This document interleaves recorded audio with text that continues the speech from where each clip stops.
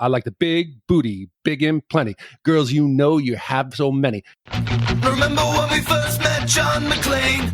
Argyle picked him up from the plane and took him down the Nakatomi Tower at the Christmas party. And the terrorists were overzealous, but it was sweet when they killed Ellis. And with a little help from Alan, John McClane kicked ass. Welcome back to Shat the Movies, the podcast where we answer the question, were the movies we loved when we were growing up really that good? You ever caught yourself thinking, why don't they make movies like they used to? Can you still remember spending your Friday night searching for the perfect movie rental at Blockbuster Video? Do you know what Blockbuster Video is? If you answered yes, then this is the podcast for you. I'm one of your hosts, Gene Lyons, and alongside is my co-host, Big D, Dick Ebert. Toot, toot. Each week, we take a look back in time, decide if our favorite films still hold up. The movies we cover are chosen by you, the listeners, who generously commission the films you love. If you'd like to see all the movies we have covered, will cover, want to choose one for yourself, please visit shatpod.com and have a look. At the end of each podcast, we'll provide you, the audience, with the number of wipes each movie takes to get off your respective butts. So thank you so much for listening. If you have not already, hit that subscribe button and share with a friend. It's how we help the podcast grow. Additionally, subscribe to our sister podcast, Shat on TV. Review TV series such as Westworld, Taboo, American Gods, Game of Thrones, True Detective, Lovecraft Country, and Watchmen. Find all our information and past episodes at shatpod.com/TV. And finally, to hang out with us live, follow and subscribe to our YouTube channel. That's Shat the Movies on YouTube, where we play video games, host watch parties, and edit this podcast live. All that being said, Big D, what movie are we reviewing today? Gene, one of our great repeat commissioners, John S., commissioned Clue. This film, also Fish Called Wanda, coming up. Great listener. And he sent us a commission, and he had 3 criteria. He said, hey, I'm going to send you some money for Major Payne. I'm going to contribute a little portion for bonus time, and then a little more to get me to rewatch Clue. John, today I'm going to complete my task for you. Vanessa, Emma, and I are going to the beach house, Rogers Beach House. We're going to spend the night, and we're having board game night. We are going to play Clue, and we are going to watch Clue. So I will fulfill that part of it. The other part of your commission, we were very, very excited to go back to 1995 and review the American military comedy fantastic film directed by Nick Castle, Major Payne. How old is Emma now? Emma's 7. I'm sure that Clue is going to resonate beautifully with your Brazilian wife and 7-year-old daughter. I think it might. You're torturing these women. Why? You don't. Did you hate it too? I thought it would be a good family mystery. No, I love Clue. But it's very it's PG, white guy humor. Well, maybe we're about diversity, Gene. We're gonna see. I watch Goonies with Emma, so maybe they'll come out and they'll make me enjoy the film even more. We'll see. Major Payne is a 1995 military comedy directed by Nick Castle and starring Damon Wayans, who co-wrote the movie with Dean Lorey and Gary Rosen. Wayans plays a military officer who, after being discharged, attempts to lead a dysfunctional group of youth cadets to victory in a competition. The film co-stars Karyn Parsons, Steve Martini, and Michael Ironside, and is a loose remake of the 1955 film The Private War of Major Benson, starring Charlton Heston.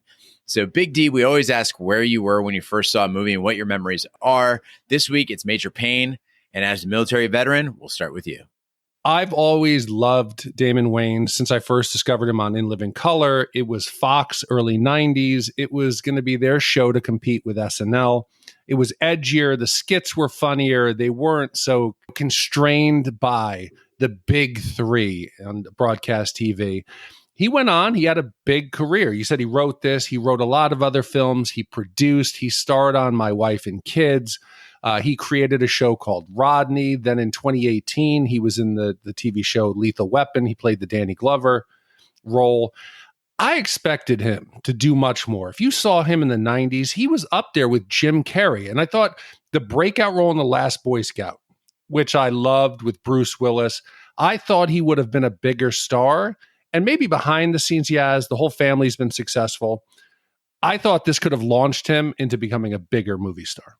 I thought the dividing line on this podcast was going to be your actual Army experience versus my Air Force Junior ROTC experience. And it turns out, in fact, that the dividing line on this podcast is actually going to be our view of Damon Wayans. I never liked In Living Color as much as SNL as a kid. Like there were a few funny guys on there. Jim Carrey, of course, was pretty good. David Allen Greer, Jamie Foxx, Chris Rock. But you know who I didn't find funny? It's Damon Wayans. And like I said, and I'm going to get you, sucker, Damon Wayans just overdoes every character. You tell him to play a drunk guy, he's going to have the slurred speech and he's going to be drooling. He's got to have a bottle in his hand. So Major Payne in 1995 was not a movie I paid much attention to. And unlike you, Big D, I don't think this guy should have a career at all. I remember my aunt rented this. My cousins were all over at her house. I think we just ate pizza and completely ignored the movie because it failed to capture our attention in the least. I think you're being a bit harsh. I think his comedy was very similar to Jim Carrey, being the fireman, all his stuff. He's Ace Ventura. I just thought he's an African-American Ace Ventura. Over the top. I just think there's something maybe behind it. Maybe he just never got his big dramatic role that he could crush it, like Sunshine of the Spotless Mind, something like that, or Man in the Moon, to give Damon, that broader appeal. I mean, you got Blank Man. Yeah. Bulletproof. Yeah, but he's by far, I think he's the best of the brothers. He's better than Marlon. You think Sean's better? Yeah. I do. Anyway, let's hit the trailer. Now what we have here, lady, is a failure to communicate. Fighting's no longer done in the battlefields, Payne. Killing is my business, and business is good. Now all the blood is shed in the halls of Congress. Gotta be somebody needs some killing. There's no one left. You killed them all. Major Benson Winifred Payne needs a job. Major Payne reporting for duty, sir. What? But this isn't what he had in mind. Hey, oh, yes, sir! What's your name, girly mouth? I have 8 weeks to turn you, gaggle of maggot, into a well-disciplined cadet unit. Tomorrow, ladies, we gonna start the hard stuff. The hard stuff? Gotta get rid of that jerk. These kids need a minor miracle, but what they've got is a major pain. Hi, I'm Emily Walburn, the school counselor. You want Rissa? You need to be more sensitive. What's your angle, boy? Did I give you permission to sneeze, okay? No, sir. Bleep, bleep, bleep. What are you laughing at, pig boy? His methods may be madness, but now they're learning. No pain, no gain. Boy's making me soft. Them boys need you. Universal Pictures presents Benson, nobody does the robot anymore. Guess I gotta dig further into my repertoire. Damon Wayans, He's back! Who's back? The man who lives in my closet. He's in there. He's still in there, he ain't happy. Major Pain. Sensitive.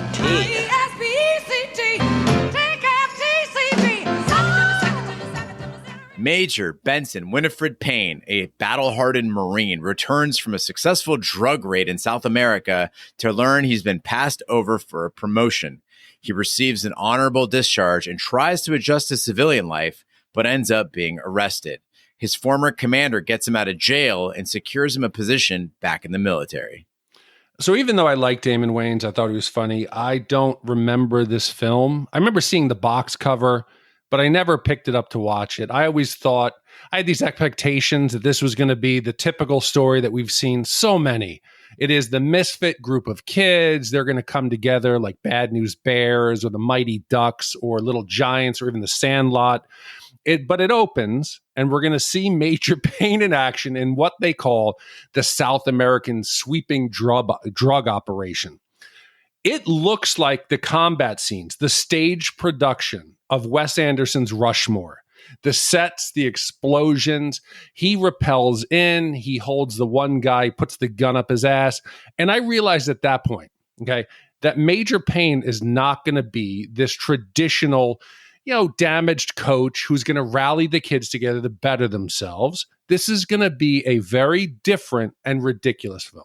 I hate movies where the damaged coach is trying to redeem himself. And this movie had me yearning for a movie like that because it was idiot humor from the start.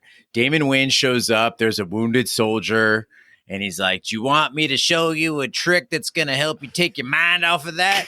And then he breaks the guy's finger to take his mind off the pain of being shot. That's the kind of joke you're going to get for the next hour. He threatens to clean that rebel's colon like, quote, one of them burritos with the extra guacamole sauce. I'm watching this opening scene, and it was like when you go to a comedy club and the guy steps on the mic and he is just bombing, and you realize he's still got an hour of material to go, but you can't leave because he can see you. Okay, so listen, I know I'm laughing, and I shouldn't be because it is stupid. Your description's correct.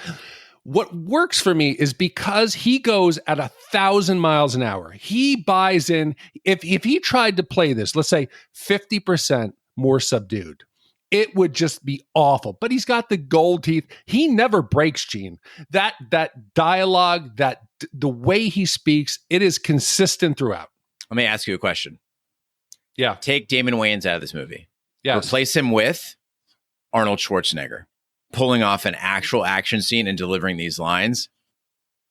Is that not a better movie?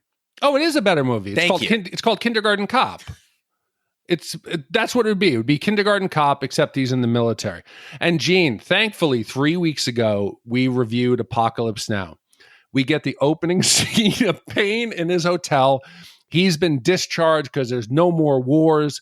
There's no more people that need killing. And he's trying to adjust to his new life as a civilian. It's been a couple days. We get the whole breakdown of Martin Sheen from Apocalypse Now, the ceiling fan, the voiceovers. It's been 2 whole weeks since I killed me a man. And I'm expecting this to be this typical, like I said, the Ed O'Neill in Dutch. He's this flawed adult who's going to come in. He's going to help them. But I realize at this point, it is a parody of Apocalypse Now.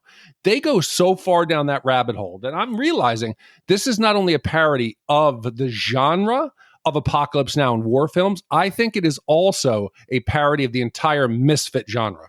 It's not a parody of war movies. It's not a parody of the misfit genre. This is a lazy movie. It is a lazy comedy. They need a military character. They're sitting around the writing room. I can't believe it took 4 writers to put this movie together.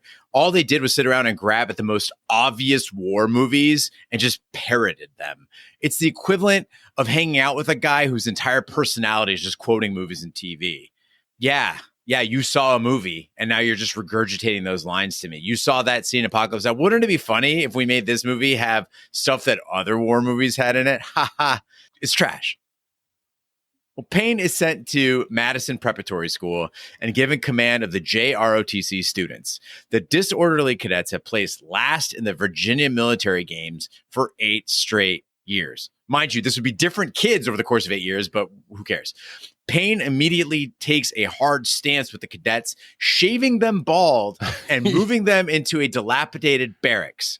Payne's harsh punishments and lack of empathy lead to friction with school counselor Emily Walburn, who tries to soften Payne's approach. Okay, so this movie obviously would not age well. Today, there would be many problems with it. If Payne was hired in 2023, he'd be fired in less than 24 hours. In 97, I suspect he would have also been fired. For the people who haven't seen it, this is what he does over the course of a couple of weeks. He fires his pistol into the air on school grounds. He then shoots up Tiger, the youngest 7-year-old's closet, because there's an imaginary man hiding there. He makes fun of all the kids, fat kids, deaf kids, Opie with big ears. No one escapes his wrath. It is relentless. It is consistent. He calls the deaf kid Marley Matson. He goes, go tell Marley Matson's son to get over here. They're relentless. And you can't take it seriously. And I think, Gene, that this tough love is going to show, again, a generational gap between us. He is building adversity with these kids. They're going to come together. I think kids today would call their parents. They'd complain, he's being mean. If I ask you, Gene, think back to your life. Mm-hmm. Who has shaped you more as an adult? Was it the successes or the failures in your life? Was it the things you did right or the things you did wrong? If you had everything handed to you, I'm saying a challenge normally helps people develop and grow. You don't think these kids have been challenged already? One of them is deaf. One of them is overweight. One of them has a broken home and an alcoholic father. You think Major Payne is the challenge in their life? That's the hardship that they're dealing with? What you're describing is the actions of a person who is wildly unsafe for children. He's shooting into a closet. He doesn't know what's in the closet. What if somebody was actually in the closet? But more importantly, this is supposed to be a comedy. Why isn't any of this funny? Like, did you laugh when he shot his gun in the air? No. Did you laugh when he shot at the closet? When he made fun of the deaf kid? Was that funny to you? I got to be honest here. There were some of the quips and the jokes that I did laugh at. That's okay. When he's making fun of the kids, yes, I did laugh. Yeah. There's a scene where he makes them get in dresses and run around. And they asked the fat kid, they said, why'd you change dresses? And he said, because I thought this one looked prettier. Yeah, there's a lot of the lines I laughed at. First of all, that's two separate instances between the fat kid wearing the dress and when they run around in dresses. When the fat kid was wearing the dress and he thought he looked prettier in that one, that is funny. But when the boys are running in dresses, what's the message he's sending there? That wearing a dress is something shameful? Why is wearing a dress shameful, Big D? No, he didn't. That was there. It was revenge on their plot against him. Uh-huh. So what he said was, you want to do that? I'm going to make you run around. And yes, public shaming. Is it wrong? Yeah. Yes. Does it work? Yes. He's trying to break them down and to build a cohesive unit.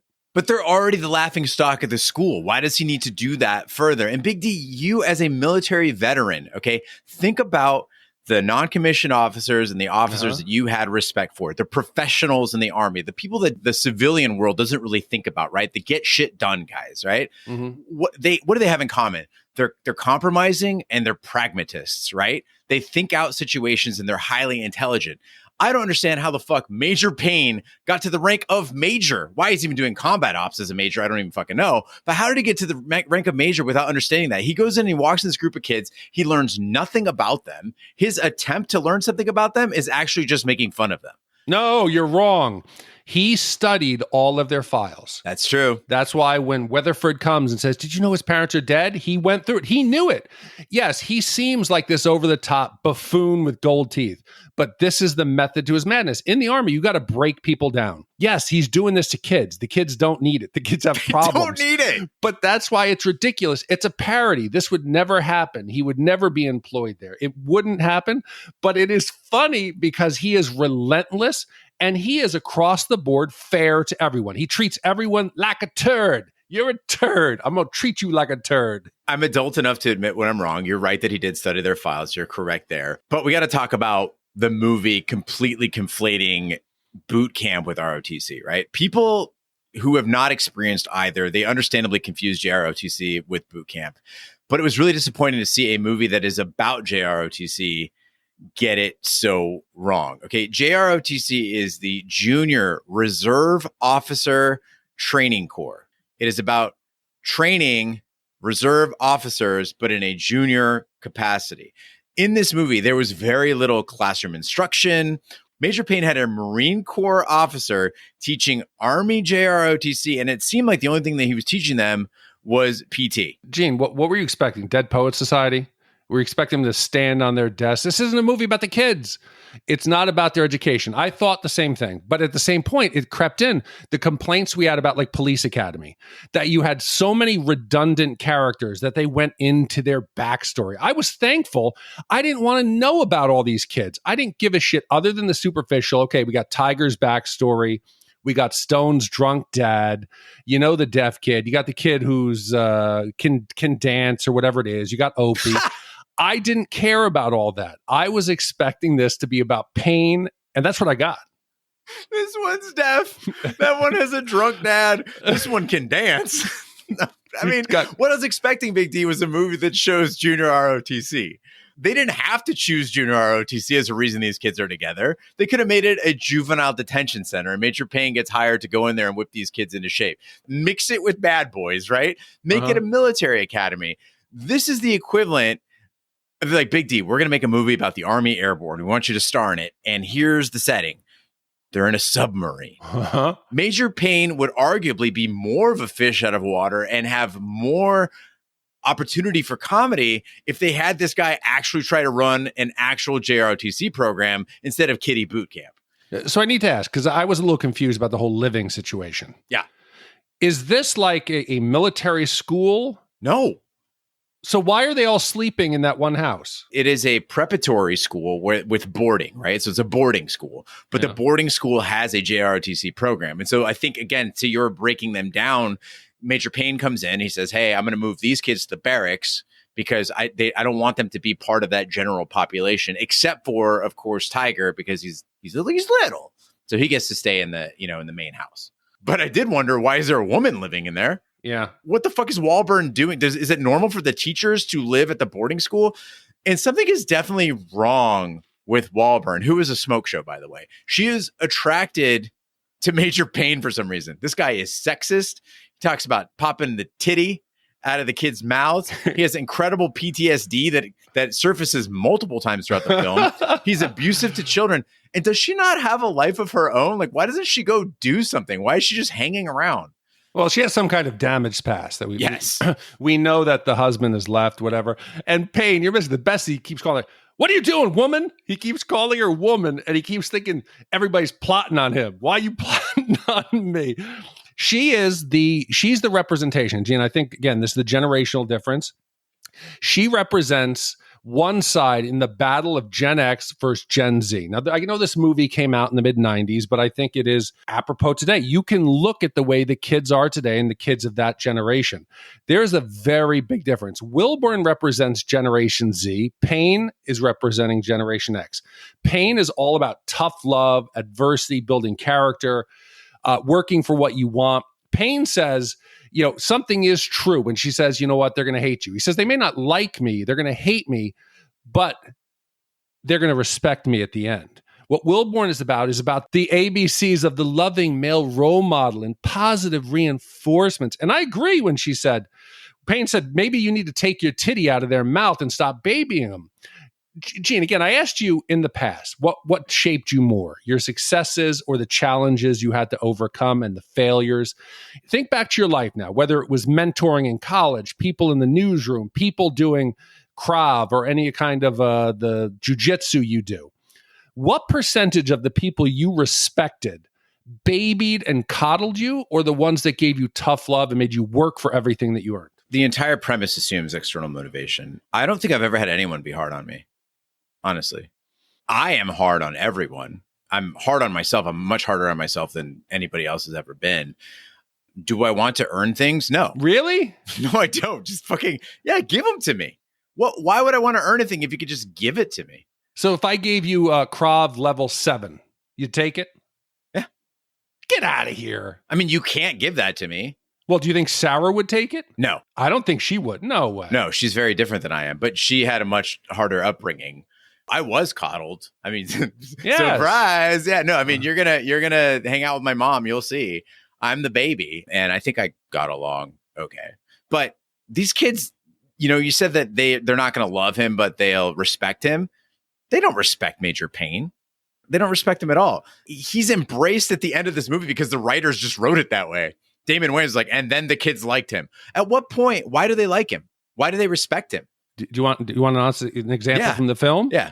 Stone, who plays himself as the hard-ass kid. He's the big baddie. Yeah. His drunk dad stumbles on the field and belittles him. And you see him crack. You see him become that vulnerable child. And he says, address me like the respect I deserve.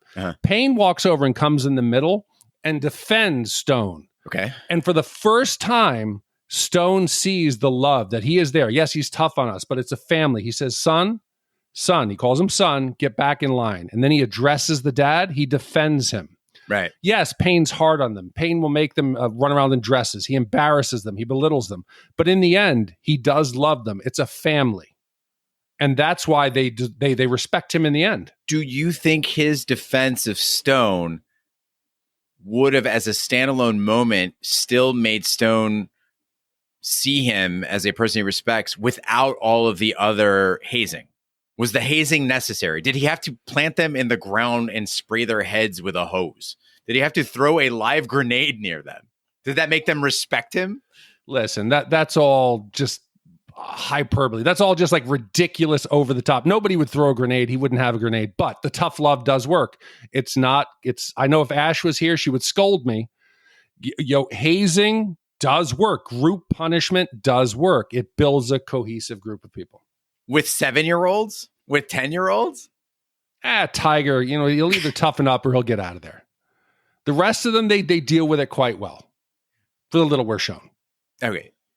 I have a new scoring proposal for Shat the Movies. We've had people write in and say we should be rescoring movies, that we should have a computer contributing from Rotten Tomatoes scores. How about this, Big D? Mm-hmm. My proposal is that we add half a wipe to any movie that speeds up the film for comedic effect. Yeah. I had to check the date on Major Payne and make sure it was from 1995 and not 1895. In that grenade scene, they literally sped up the film, like Benny Hill style, to illustrate that the kids were motivated by the grenade to complete the obstacle course faster. This is shameful movie making. I got to be okay. I had no problem. I think the obstacle course, it did feel like Ralphie running away from Scott Farkas up and down that alleyway in Christmas Story, and we hated that, or like the Little Rascals. Mm-hmm. But again, I'm going to fall back. Maybe this is a parody of all those other kid movies, and it's done in that fashion. But it's not. It's not the brightest moment for this movie. I'll admit that. What do you think about the PG-13 rating? I was very confused by that, because by making it PG-13, right, it means that little kids are probably not. It's not the target audience, right? It would be PG otherwise. So you've got things like the kids going over the obstacle course really fast, or like Major Payne making a kid pass out with the smell of his fart, which I think, again, to like a 7-year-old or an 8-year-old, that might be very funny, but it's certainly not to an adult. And I just wondered why they bothered making movie PG-13, knowing that the audience that would find this stuff funny wouldn't be old enough to watch it, but an audience old enough to watch it wasn't likely to find all this stuff funny, with you as being the exception. I was questioning why it got the PG-13. Yeah, right? The only thing I can come up to is there's only one place where you can go to see freaky girls doing tricks make you holler. They'll give up the night for just $1. Silicone breasts all on the chest. Nothing like others, but above the rest. You'll do anything to turn up the girls. Going on, I like the big booty, big and plenty. Girls, you have so many. Come to my private dancer. I got some money. I think that's the answer. I really want to be with you. I get hard after seeing you. How hard? How hard? Hard like a rock. Now pop that coochie. Pop that coochie. I think maybe that's why. The cadets, encouraged by the rebellious Alex Stone, make several attempts to drive Payne out of the school. When they hire a biker to assault Payne, Payne makes Stone the squad leader and offers to quit if the cadets can steal him the military games trophy from Wellington Academy. Payne tips off the Wellington cadets, who ambush the Madison cadets. When Stone confronts Payne, Payne offers to train him to win the trophy. The cadets working hard and develop into a unified squad. Big D, these kids are stupid. They know that Major Payne is a trained killer. He is a decorated combat veteran whose only wish is to go back to war. And when they start collecting money for this big plan, I'm like, oh, what devious thing are they going to come up with? Like, how are they going to use this money to get rid of him? And what they do is they raise money to get a biker to come fight him. A biker to come fight him. What kind of a plan is that? I think it's bad, but kids always come up with stupid ideas. First, they try to stage child molestation charges, like you said, where that's a good plan. They dress up Piggy in like that dress. They get him in bed. They're going to take incriminating photos. When they were collecting money, I thought they were going to plant drugs. I thought they were going to think maybe he's a vet. He has some kind of a habit. They were going to plant like heroin or something in his bag, but no. It is the old straight out of My Bodyguard or 3 O'Clock High. They're going to get somebody to come fight Buddy Revell. But Gene, the fact that was WWF superstar Scott Bam Bam Bigelow playing the biker, I'll let it slide. In their eyes, you got to think Bam Bam's going to take out Payne. I'm watching this movie with Sarah and I go, oh, they think a biker is going to kick Major Payne's ass. Like, that's the big plan. And she says, and a fat biker. And in my head, I'm like, hey, that's Bam Bam Bigelow. Like, take it easy. Show some respect. Show some respect. I was shocked to find out that Damon Wayans prepared for this role. Yeah. He went to Marine drill instructor school, and I really wish they would have, incorporated some of those learnings into the movie. He wears his Class A's to dinner at a bar. I don't understand that part. That would never happen. He doesn't eat like a Marine officer. That was the part that I just didn't understand. Again, they sped up the film. Oh, he's eating fast. Look at that. No Marine would lower his head to the table and shovel food into it. Military officers eat with precise etiquette. I don't understand why they made these choices. Yeah, that part was stupid. Fine, I'll take off a quarter wipe for that. Thank you. And speaking of popping that coochie, you could tell the second that Payne and Wahlberg go to the bar and there's a DJ, I'm like, oh no, there's going to be silly Damon Wayans dance scene. He's good. And they shoehorn that motherfucker in there. And by doing so, they revealed a flaw in their own film, which is Damon Wayans needs to be doing any movie other than Major Payne. Like, that's probably some of the best work he did, was just doing the dancing. It was like watching him shed this cumbersome character that he built around himself like a prison and actually have some fun. Yeah, so the entire movie, he's playing this badass. He never breaks character until Wahlberg says something like, could you be my little helper? And he's like, okay. Those moments worked. And I got to give you the full setup, people. They're going to like a local bar. Think of like your local Applebee's. It is filled with families, a lot of older white couples, and then they start dancing to Two Live Crew, the clean version of Pop That Pussy. It's actually Pop That Coochie, which I was reading. His dancing, you got to admit, phenomenal. It's good. His dancing is great. He goes across multiple genres. Again, this has to be some kind of parody, Gene. A parody of what genre? Dancing at Applebee's movies? I don't know. It reminded me of Airplane, that whole thing. But oh, my favorite. You know, the dancing, and I just thought it was, again, it doesn't make sense. These things, sometimes I laughed, I shouldn't be. And I don't think it's because of the military. I just thought Damon's commitment to the role and the ridiculous situation and Wahlberg's innocence, it was working for me. How do you feel about the way this movie treated Michael Ironside? I kept waiting for him. There was going to be a big moment, and it was kind of a wet fart. I mean, we saw what he could do in Highlander 2. This guy is a nut. He's a really fun time. As Katana, he was so great. And in this movie, they just wasted him. I was expecting, like you, Big D, he shows up, he's Alex's abusive alcoholic dad. I'm like, oh my God, this is going to be the scene. This is going to be that hidden gem, Adam Sandler fighting Bob Barker scene, or just when you have that great performance in an otherwise shitty movie like Raul Julia in Street Fighter. That's a 1994 movie, by the way, listeners. Street Fighter, 1994. But Michael Ironside, he's there for like 2 minutes. He plays this throwaway character that's admittedly interesting. Like, I wanted to watch more of this guy, and he didn't have any time to get going, and then he was gone. I thought he was going to show up again and again throughout the movie. Nothing. And I think maybe that leads to my parody idea, is that would have been a really dark moment for these kids. We know that Tiger's parents died. We don't see it. There's no flashback to Tiger in the car seat, it flipping over and the parents dying.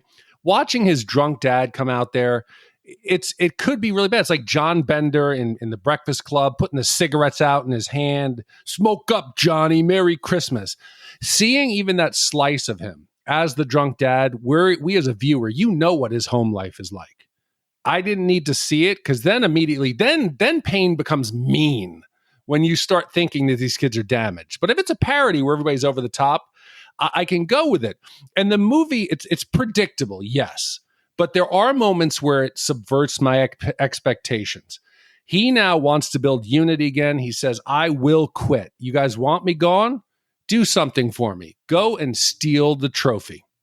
Go and get it. And I'm thinking, okay, here's going to become, he's been hazing them. They're together. They're going to go on this mission. And I wholeheartedly expected Stone to go into the hall, see the trophy, and he's reading the engraving. And I was expecting him to have this big turn to go, you know what, guys? We should win this trophy. We shouldn't steal it. Let's get it the right way. But they don't. Instead, immediately they're ambushed. They get their ass kicked. And I was thankful it didn't follow the expected formula. And what happens like 10 minutes later? They decide to earn it, but that's after he protects him. He protects Stone, and then Stone says, you know what? Fuck my dad. Fuck Payne.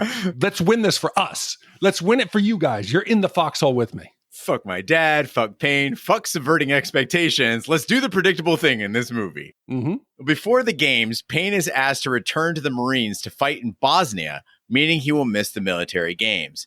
As he waits for a train, he daydreams about being in a family with Emily. The cadets don't want to participate in the games without Payne, but Alex convinces them to do it. The boys hold their own until Alex injures his ankle and is unable to participate in the final event. After a fight breaks out, the judges deliberate, having Madison disqualified. Okay, so there's a traditional formula. We know where it's going, Gene. There's going to be this final competition. They're against all odds. They're going to win it. And I'm thinking, okay, how could this movie end? Because it's got to end. Payne's not going back to war after he's bonded with these kids. Maybe the walls come down. He reads some more self-help books. This point in one direction, and Payne calls it out. Woman, what did you think? We were going to get married, have a white picket fence, adopt Tiger? And then we get the scene where he's across the railroad tracks. He's going back to Washington, and he's viewing multiple iterations of what his life could be. Charlie comes out and attacks the family cookout, where I don't know. He wasn't in Vietnam. Why Charlie keeps attacking them? It should be some Iraqi. It should be some Taliban, somebody out there who's attacking his Weber grill, but I don't know why. And he's self-aware, and I think it's got to be a parody of that misfit mentor. He addresses it openly. What did you expect? There's not going to be a happy ending. This isn't going to be what you think it is, because this isn't that type of movie. Yeah, I'm not convinced that it's a parody of the misfit mentor genre. It's the lowest bar of the misfit mentor genre. Like, I got to ask you, Big D, again, I asked you about the Schwarzenegger question. Is this better than Stripes? Is it better than Police Academy? I'd rather watch this than Police Academy. Really? Yeah, I'd rather watch this. Yeah, I thought Wayans was pretty funny. I think he was funny in the daydream scene. That was like the funniest scene in the whole movie. Oh, it was. Yeah, it was great. Yeah, and you know why? Because he wasn't talking. Like, it made me realize the movie would be considerably funnier if Damon Wayans didn't do the awful Major Payne voice. Like, do you not agree, at least, that it would be a funnier movie if he just spoke like a normal person? Like a normal Marine, Major, but a normal person, right? Not doing the whatever the hell that voice is that he's doing. It reminded me of my friend John. We were doing a D&D campaign, and we knew it was going to be a long one, like a multi-year campaign that we were starting off, this adventure. And he first spoke with his character, Keth, and he decided to give the character a Cockney accent. And I thought, oh, fuck. Like, is he going to do this the whole time? And he did. For the next 4 years, every time we played, he would do the Keth voice. Damon Wayans could have done himself a favor and just used his normal voice. The movie would be funnier, and we wouldn't have had to deal with it. The daydream sequence is funny. The cookout, Charlie, all that stuff. Make this a silent movie, maybe. Maybe that's the key. We're in the age of the gritty reboot, right? What if we did this exact same plot, the same way that Payne acts, but instead we got like an R. Lee Ermey type guy. Like, imagine the drill sergeant from Full Metal Jacket. Yeah. Delivers it deadpan. Yes. And it is R-rated. They are torturing these kids. Does it work better for that, you think? Yeah, absolutely. 100%. That's an interesting movie. It's better than what we got in this movie. Toot, toot. Payne shows up at the last minute and tells Tiger, the smallest cadet, to lead Madison in the final event.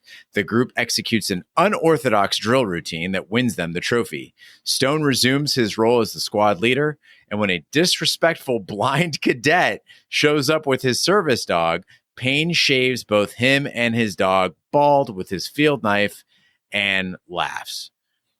Big D, as soon as I learned there would be a drill component to the games, I knew it was going to get blacked up. I knew there was going to be a boombox. I knew there was going to be some dance moves, maybe a rap. Knowing all that, I still was not prepared for hip hop ho. This will not make the kids look cool. This will not make them win any sort of a drill competition. This will not make them win the Virginia military games. This is going to make the kids the laughing stock of the Virginia military academies. And the Madison kids' parents would probably take them home for the summer and never bring them back after seeing whatever the hell this display was. Well, I mean, in Stripes, we got that's the fact, Jack. I think this worked. I don't know why they put Tiger out there. Tiger never demonstrated any special ability in drilling. His dancing. No, I mean, the deaf kid, right? That kid could drill. Yeah. That kid was good. He should have been the focus of this performance. I know it's predictable, Gene, when you see all the feet tapping. No, in no world does that performance win. I wanted them to have a better, more polished performance that could have actually won them the award. They got to earn it. In a movie where Payne is preaching earn it, they didn't earn it. So that's my only, I'm taking off another 0.25 wipes for that one, Gene. Plot twist, they go toy soldiers and they just hold the whole fucking campus hostage. Because Payne pushed them too far. Yes. And then he shoots himself while cleaning his weapon. Wow, Bingo. we're getting a hybrid. Thank here. you. But as much, Gene, we get to the end here, and I've talked about how I think the people who were tough on me in my life, my leaders at work, my bosses who actually expected more from me than I expected myself, were the ones that I look up to and remember the most as shaping me. And I think Payne, if you look at this movie and we break it down, there are a lot of lessons that you can apply from his military experience from the junior ROTC. I think he lets us in on how difficult it is to transition. When you're in the military and you get out, they instill in you, hey, you're never going to succeed in the civilian life. It's a scary thing. We see Payne do that difficult process and try to find a life where he can find a purpose. And I think not everyone in life needs to be sympathetic. I think mental toughness, don't baby people, pull the tit out of your mouth. I think it teaches them to keep trying to improve. Don't give up. Work hard for what you want. Teamwork is essential. Yes, we're all our individual lone wolves like the King Bee, but we can create a lot more together, Gene. Our teamwork, it's built on difficult times. Roger was our crucible of fire. It toughened us. It hardened us, And I think loyalty is crucial. Self-confidence is essential, Gene. I think Major Payne could teach us a lot in life. I can't believe you're talking shit about a guy and you're going to stay in his beach condo. Well, he was like, I love him. I don't want to work with him. Personally, I like him. I love him. He's just a crucible of fire. Work-wise, it was. Personally, I like him. I'll go to Dave Matthews and do things like that and have fun with him. You want to list those 8 lessons? Great. Throw it on a fucking Pinterest infographic and share it on Instagram, okay? It doesn't need to be wrapped in a 90-minute comedy. And I think I live by a lot of those rules that you just mentioned, and I didn't need tough love from Major Payne to get me there. I was under the impression that in a 90-minute comedy, we were supposed to laugh at some point, right? Not look for life advice from a 29% fresh movie on Rotten Tomatoes. Is that what you got out of this? Was it teaching you good? Like, you want to show Emma this and be like, hey, these are some good life lessons? No. What if an instructor was treating your daughter like this? Well, I don't know what he would call her. Like, you mutt, you half-breed. Yeah, that's okay. If it makes her better, she's going to face adversity. That's why I don't tell her, hey, everything she does is great unless she does it well. Ghost of a little white girl? Yeah, fine. Hey, blondie. I'm not going to cry. I'm not going to. Yes, I'm all good. If it's done in under the environment that's trying to better her, if she's working with a team, I want her not to go out into the world like a fragile little flower who's going to get swept away by the first stiff breeze. I would rather her be hardened and protected and prepared to deal with the world, Gene, which is a cold place. It's not a loving, nurturing place. You got to sometimes pull the tit out. Okay, Boomer. I'd be okay. Call me Boomer, whatever you want. Okay. Boom away, folks. All right. Now is the time of the podcast where we give our Shat score. The Shat score is our way of telling you how many wipes this movie would take to get off your respective butts. 0 wipes is a perfect movie. It is learning that you can earn millions of dollars for quoting Apocalypse Now and faking a terrible drill instructor K-dance. And 5 wipes is an absolute disaster of a movie. It is working in a writing room where your primary job is to generate rhymes for little boys to chant. I'll go first. Big D, I don't know that I've ever felt this much sympathy for the people involved in making such a lousy movie. I kept imagining the type of monster behind the camera who is encouraging these kids through every painfully bad scene. And what I really want to know is who kept giving Damon Wayans these film roles. You think he's deserving, but he flopped on Blank Man. He flopped on Major Payne. He flopped on Bulletproof. They were awful, truly bad movies, and he just kept getting roles until, you're right, The Last Boy Scout wasn't terrible. For me, it's 4 3/4 wipes. This is about as bad as it gets. I think you're a monster for that. And I was originally going to go 2 wipes, Gene, but to my word, I've added 0.25 and then 0.25. So I'm going to go 2.5 wipes. I think it's average. I think Wayne goes over the top in his portrayal of Payne. Yes, it's ridiculous, but it's like Jim Carrey. There's no difference other than his skin color, Gene. And I think this might say something about you in Ace Ventura. He leans into this ridiculous nature of this role and the plot. The kids are predictable, but that's okay because it's not about the kids. It's about Benson Wilfred Payne. He's a caricature of a typical drill sergeant, a 90s soldier. I enjoyed it probably more than I should. Maybe it was the mood I was in. Maybe I had partaken in a couple hard seltzers. But I did enjoy it, Gene. And yes, Damon, his runway was kind of short, and this was his shtick. But for this film, this time frame, the message, he is my favorite coach. He's up there with Mr. Miyagi. He's up there with John Keating from Dead Poets Society. He's up there with Gordon Bombay from The Ducks. Even Morris Buttermaker from Bad News Bears. He's a good mentor. So for those listening out there, Big D and I don't talk like every day. Sometimes there's like multiple days of silence between us, and we usually will kind of reconvene as the podcast episode is coming up. But he'll do this thing where he'll go quiet for a couple days, and then he'll have this manic burst of messages when he's like really into something. And so I'm at the Phoenix Rising match last night, and all of a sudden my phone is just lighting up. And obviously I'm chanting, I'm jumping up and down with the drums. I don't, we're popping smoke. I can't really check my phone, but I know that he is losing his shit about Major Payne in a good way. And I'm thinking, does he just have these manic episodes? And if he happens to time a movie during that exact time, it's going to get an inflated wipe score, which I think is what happened here. But I respect your score. I won't try to lobby you out of it. And again, maybe this came because it came on the heels of Hellraiser. So I was already in an aroused state. Yeah. So maybe coming out of that aroused state, this story of children, I did even more. Julia, you dirty girl. I just can't explain it. I should dislike it. But it worked. I can't explain it. I don't know. Well, 2.5 wipes from Big D and 4 3/4 wipes from me. That gives us an average wipe score of 3.625 wipes for 1995's Major Payne. Gene, that now ties it in the 265 spot with Twister, Jesus. Porky's, Jingle All the Way, Trading Places, It is slightly better than Labyrinth, Robin Hood Men in Tights, and slightly worse than Master of the Universe, Valley Girl, Repo Man, and Iron Eagle. I would watch every single one of those movies you mentioned before watching this again, particularly Iron Eagle. I'm embarrassed to say I would watch this again, and I would probably enjoy it even more. Who's a better mentor, Major Payne or Chappie? I don't know. Chappie can guide a person through a combat mission after he dies. That's incredible. Yes, that is true. Just a cassette tape. After you're running the snake. You want to run the snake? Run the snake. Let's run the snake. Chappie. That would be a great casting change. Louis Gossett Jr. Yeah. Yes, he's played a military officer before. Wasn't it in Officer and a Gentleman? Yeah. Yes.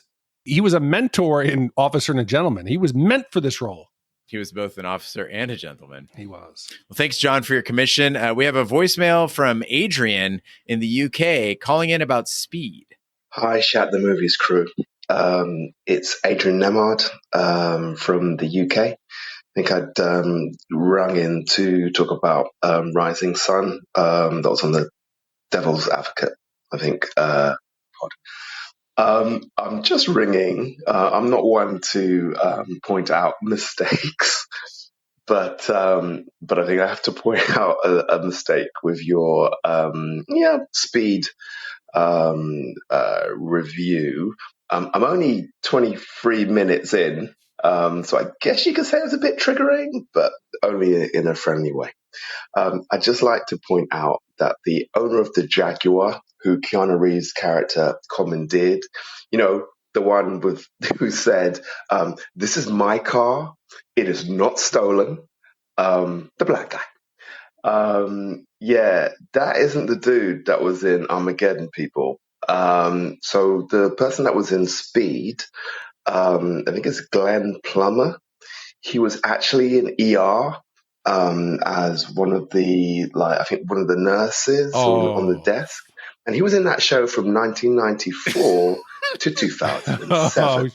The guy that was in Armageddon, you little Ricky, or whatever, like the bite messenger, whose dog apparently got taken out by the meteor, and et cetera, et cetera. That's Eddie Griffin. That's like another black guy.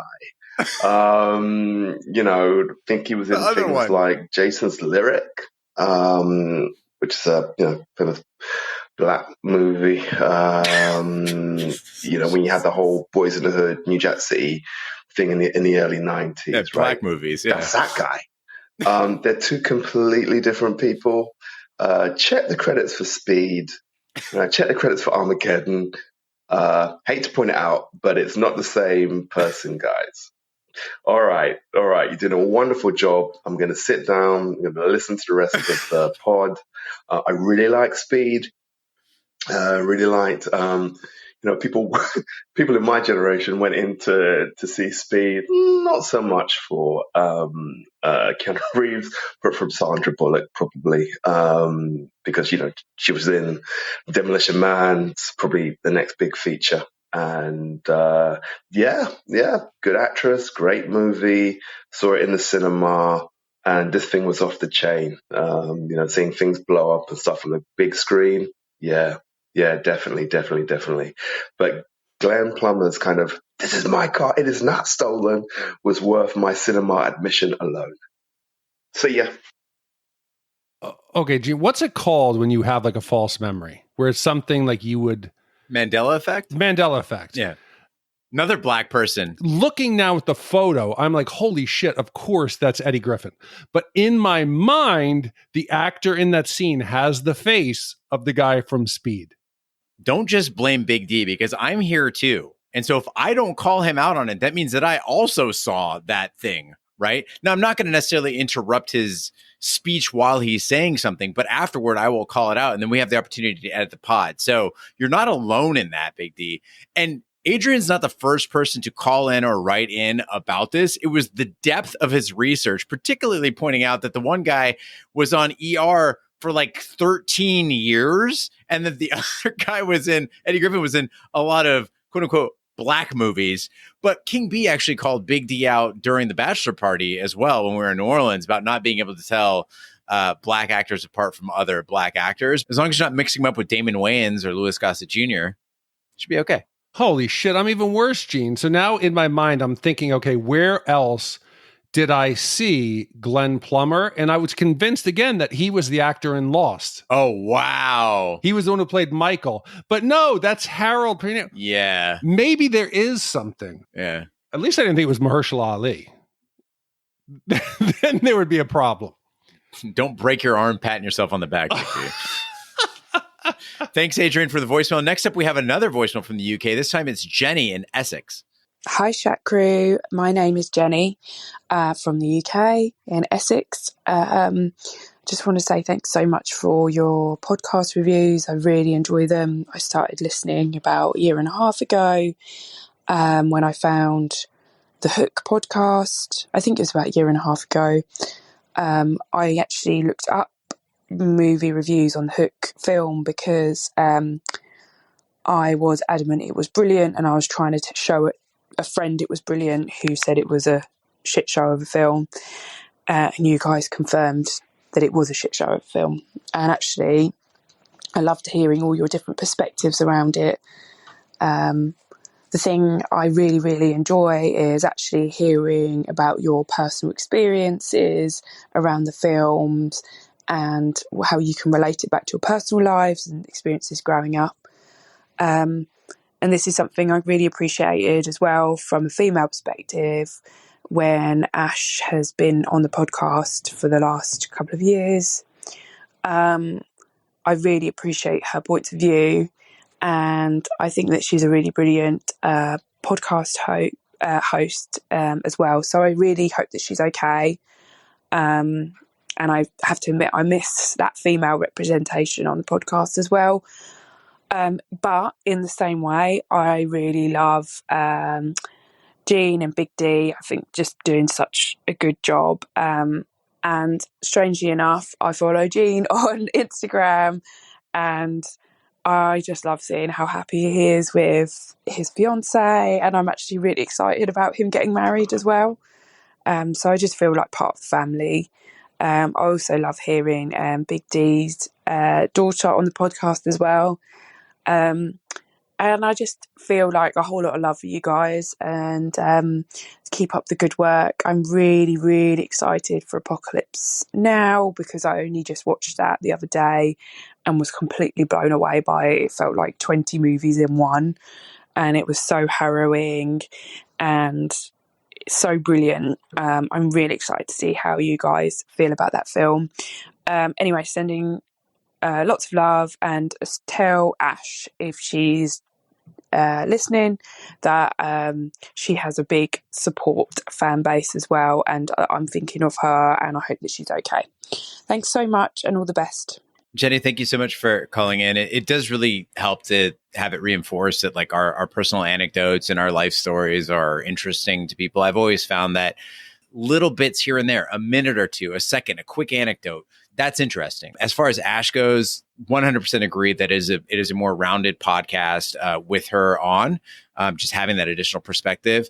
On the flip side, though, the ability to get things done on time, efficiently, not having scheduling conflicts and stuff like that, which is not an indictment on her by any means, but just the fact that with two people, it is naturally easier to do that.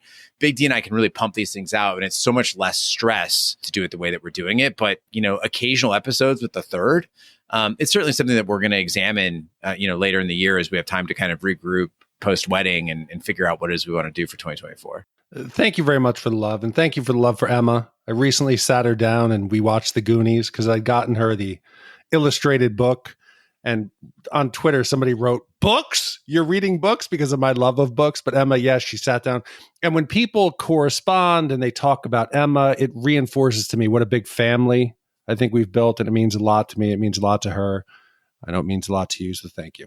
And as a final note, Jenny, it has been fun kind of corresponding on Instagram and getting those little slices of life from you as well. So, keep those messages coming. And I think you'll be very excited about the next movie we're doing. Jenny. It's almost as if this was for you. In the late 1970s, Cockney crime boss Harold, a gangster trying to become a legitimate property mogul, has big plans to get the American mafia to bankroll his transformation of a derelict area in London into a possible venue for a future Olympic Games. However, a series of bombings target his empire, and a very weekend the Americans are in town. Shand is convinced there is a traitor in his organization and set out to eliminate the rat in a typical ruthless fashion. Commissioned by Martin L., came out in 1982. This one I've not seen, but it looks promising. Thank you, Martin, for commissioning the upcoming film. Thank you to John for commissioning Major Payne. And thank you to all the commissioners who make this podcast possible. That concludes this week's episode of Shat the Movies. You should follow us on social media, share with a friend. We're on Facebook, Twitter, Snapchat, and Instagram at Shat the Movies. Email us, host@shatpod.com. Support the podcast by shopping our Amazon affiliate link, buying our merch, or by commissioning your own movie. Find all information by visiting our website, shatpod.com. Also, check out our sister podcast, Shat on TV, where we review TV series such as Lovecraft Country, Westworld, True Detective, Taboo, American Gods, Game of Thrones, and Watchmen. Find all information on our website, shatpod.com/TV, wherever fine podcasts be found, including Apple Podcasts, Google Play, Stitcher, and YouTube. Be sure to subscribe, and if you stop by Apple Podcasts, please leave a 5-star review. It helps the podcast grow. On behalf of my co-host, Big D, I'm Gene Lyons. Join us next week for the following movie.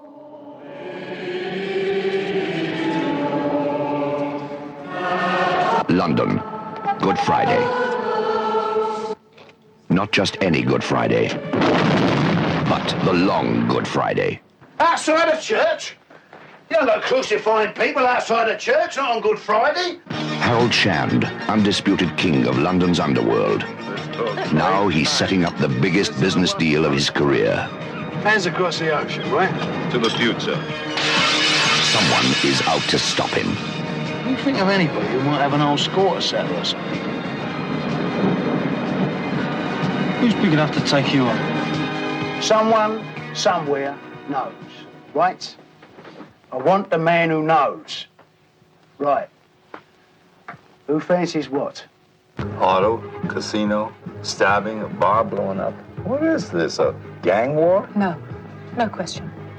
Harold and I have no doubt that by tomorrow the problem will be settled. Exactly.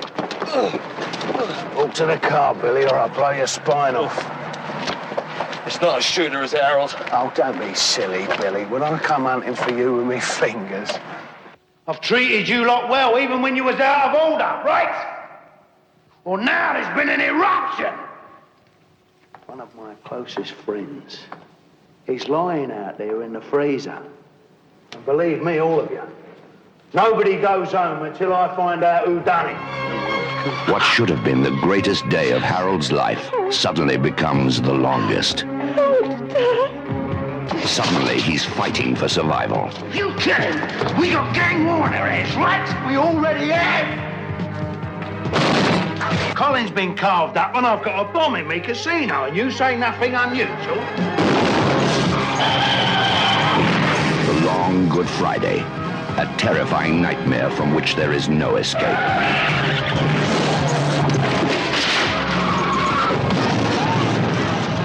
The long Good Friday.